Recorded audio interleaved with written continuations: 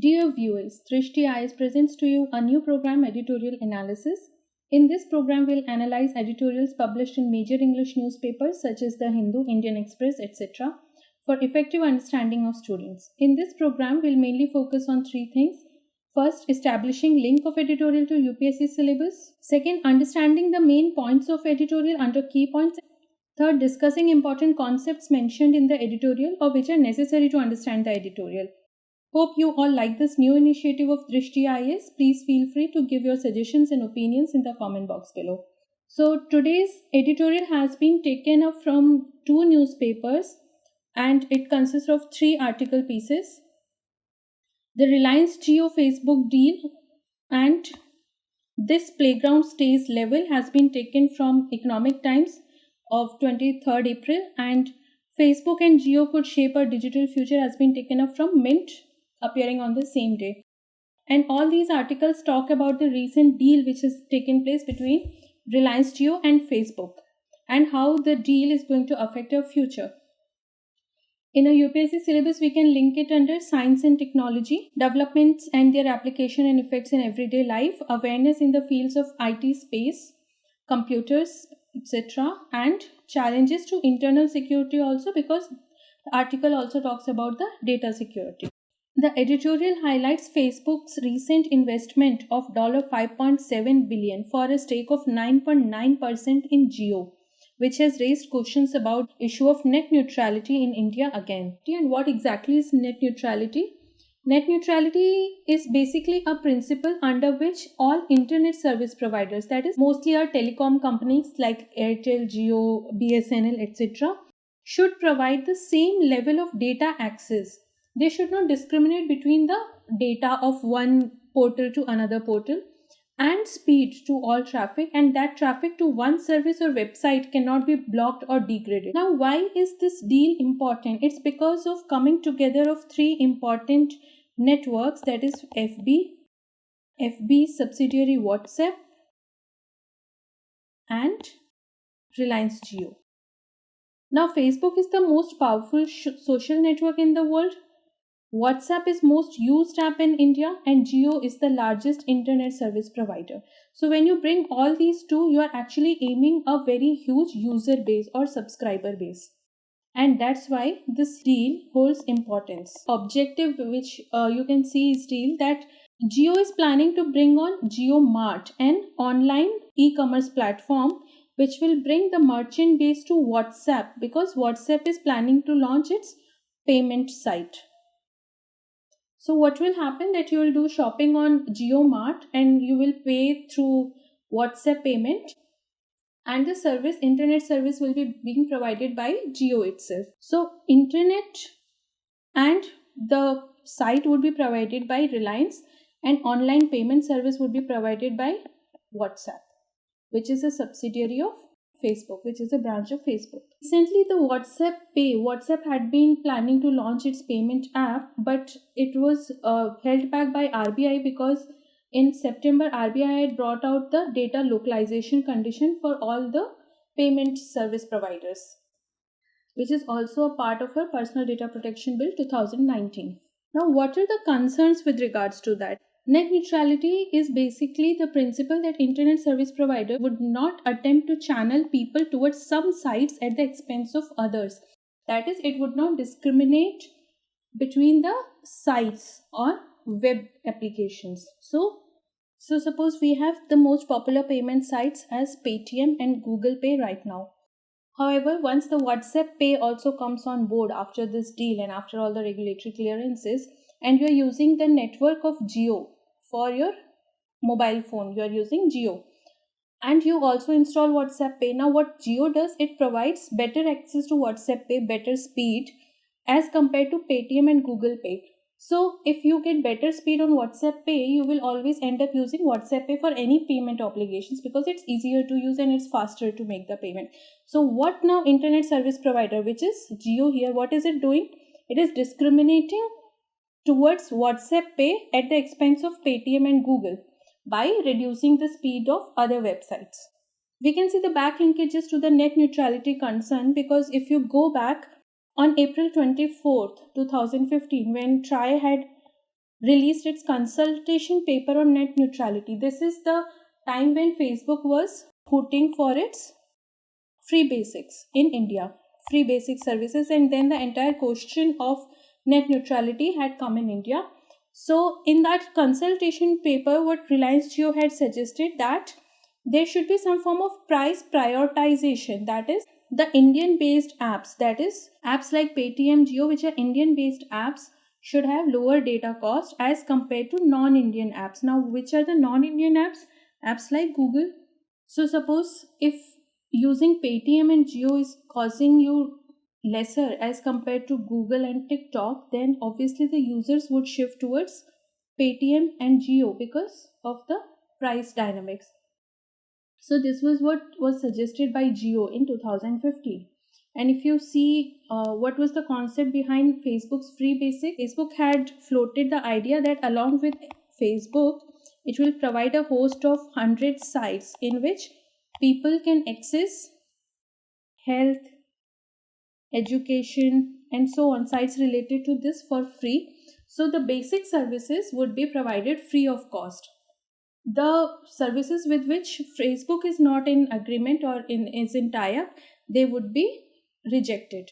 Facebook's free basics offered access to a selection of sites, including Facebook for free for users. This was also a form of price prioritization. Why? Because Facebook and other 100 sites which it was willing to give for free would be priced at ₹0, and rest other sites would either be denied service by the internet access service providers or would be charged.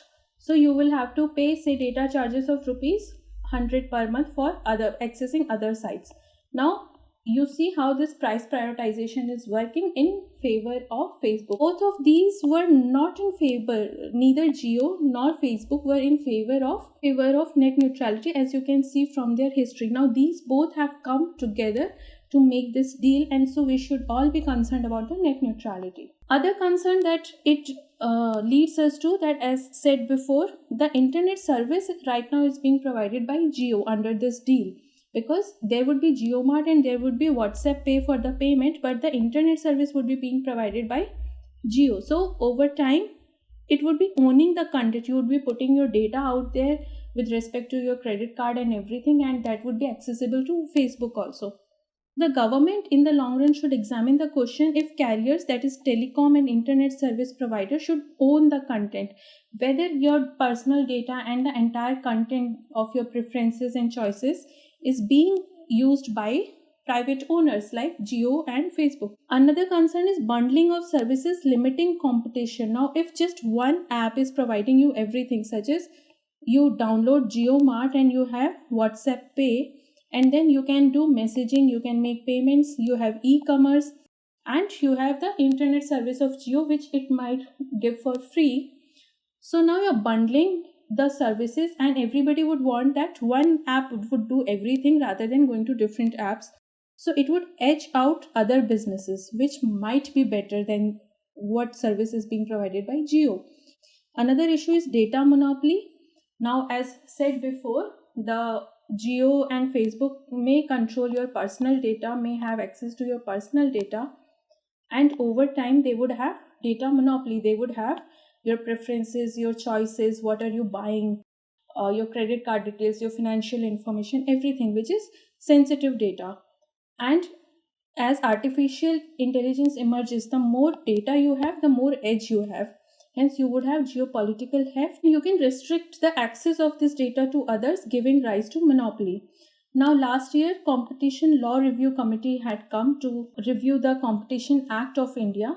As you know, the Competition Act of India had come in 2002, which was amended in 2007 to ensure that there is fair competition in the markets in India. So, CLRC, which had come which was formed in 2018, had submitted its report in 2019, and it had recommended that control over data is factor for determining dominant position of any enterprise. Now, if any business enterprise is owning your data, then it has a dominant position in the market and it can turn the terms of deal in its favor. Hence, the Competition Commission of India should scrutinize agreements, because these agreements, like what Facebook and Jio are doing right now, may end up making a cartel against other company. Let's move towards the conclusion of way forward of what the editorial is suggesting. So first of all, in the interest of healthy and competitive internet market in India, that everybody has same access to compete and same platform, the Competition Commission should ensure the terms and conditions of this deal are fair and not against others, as outlined by the CLRC. The deal is yet to get regulatory approval because deal has happened just yesterday and it has to go for the regulatory approval. So regulators should also come up with strict conditions to neutralize the threat of business concentration, that these two giants should not end up having a monopoly over the entire digital market, and conflict of interest, because the same person is your internet service provider and same person is accessing your personal data and other content also. Conflict of interest, that it may favor FB and WhatsApp over others, and second, the ethics related to the personal data, storage of personal data. So regulators should have fine terms and conditions to neutralize this threat. Then there should also be a policy clarity and strong laws related to data ownership, that who would own up the data. Is it fair for the private companies like Jio and FB have data ownership of sensitive information like financial information? And India should also have strong personal data protection law. Only then we can be sure that our data, which whatever we are feeding to these two giants, is not misused. Moving on to the key concepts. First is net neutrality. We have already spoken about it, that all internet service providers should provide same level of data access and speed to all internet traffic. And traffic to one service or website cannot be blocked or degraded in favor of some other online services. For instance, the Jio cannot favor its data on WhatsApp or FB and put down the other sites such as Telegram or any such sites. Now, why is there a strong advocacy of net neutrality? The net neutrality will ensure that smaller companies are able to avail all the web portals and web platforms even when they do not have enough money. Because if there is no net neutrality, then the giants would have monopoly over the entire web systems, and everybody who is the newcomer will have to pay certain amount of fees, which is not feasible for smaller companies. And hence, if there is no net neutrality, it would kill competition, innovation, choices to the users or customers. Now, what is data localization? We spoke about RBI's data localization mandate, because of which WhatsApp Pay couldn't come.